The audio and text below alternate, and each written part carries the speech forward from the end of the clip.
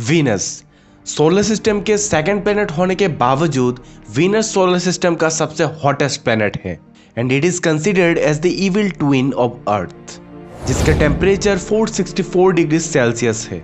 और वीनस इतना ब्राइट है कि आप नेकेड आई से भी दिन के टाइम अर्थ से उस प्लेनेट को देख सकते हो। तो ऐसे में क्यूरियोसिटी जाग जाता है इस प्लेनेट के बारे में जानने के लिए, but again it's not easy. और वही scientist loves to take challenges and Soviet Union decided to do this impossible mission. और वो किस सैटेलाइट नहीं बल्कि रोवर भेजकर वीनस के सरफेस को जानना चाहते थे। And also Parker solar probe ने भी हमें कुछ इमेजेस भेजे। So let us know in our today's video that what actually rovers get to see on the Venus. So hello दोस्तों, मैं हूं गौरव और हमेशा की तरह आप देख रहे हो ज्ञान factory. So let's get started. आपको शायद याद होगा रिसेंटली नासा ने पार्कर सोलर प्रोब को सन के करीब भेजा, जो सन के कोरोना तक पहुंच चुका था।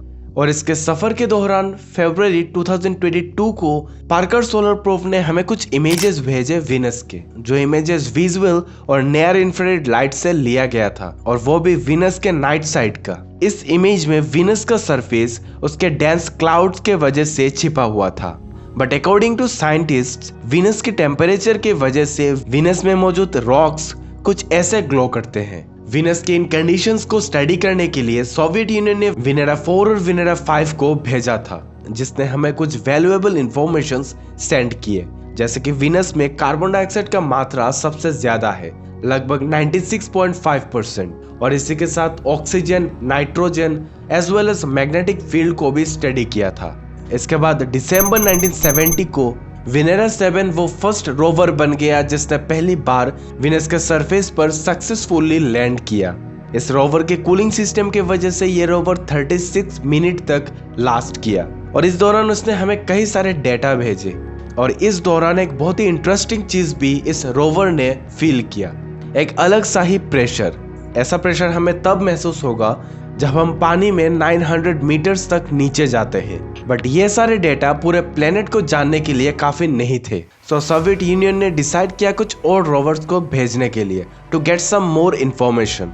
बट इस बार इन रोवर्स में मॉडिफिकेशन जरूरी है ताकि वो इतने इंटेंस हीट के साथ डील कर सके। विनेरा 9 और विनेरा 10 अक्टूबर 1975 को वीनस के सरफेस पर लैंड किया, और लैंडिंग के कुछ ही दिनों बाद उन रोवर्स ने कुछ पिक्चर्स लेना शुरू कर दिया।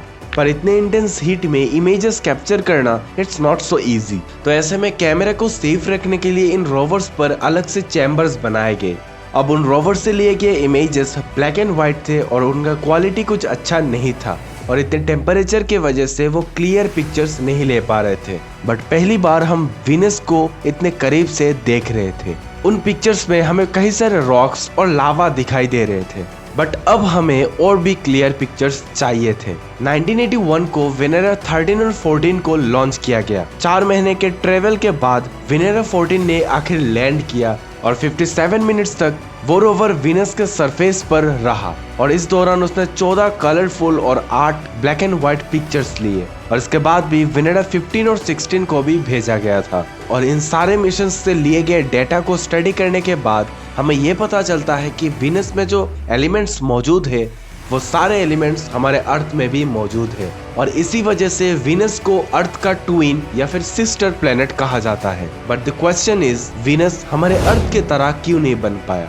तो साइंटिस्टों का यह कहना है कि वीनस पहले अर्थ से भी सुइटेबल था, जिसमें पानी और दूसरे चीजें जो लाइफ के लिए इंपॉर्टेंट है वो सारे चीजें मौजूद थे। But due to greenhouse effect it turns into hell. Venus sun के काफी करीब होने के वजह से इसमें ग्रीन हाउस इफेक्ट होता रहता था। वीनस के dense cloud green house gases को ट्रैप करके रखता था, और धीरे धीरे हीट प्रोड्यूस होता रहा। और वही अर्थ सन से 93 मिलियन माइल्स दूर मौजूद है। तो ऐसे में ओशंस सारे कार्बन डाइऑक्साइड को एब्जॉर्ब कर लेता है, जिससे कि सब कुछ बैलेंस रहता है।